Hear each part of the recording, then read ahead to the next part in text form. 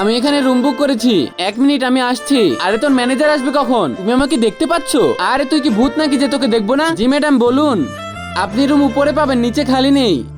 আরে না না, নিচেই লাগবে আমার রুম।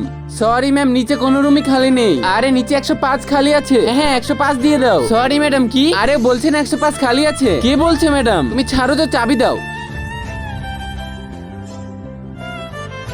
আরে মেয়ে চলে এসেছে, এখন ওকে ভয় দেখাবো। এই মেয়ে এত ভয় পেয়েছে যে কথাই বের হচ্ছে না।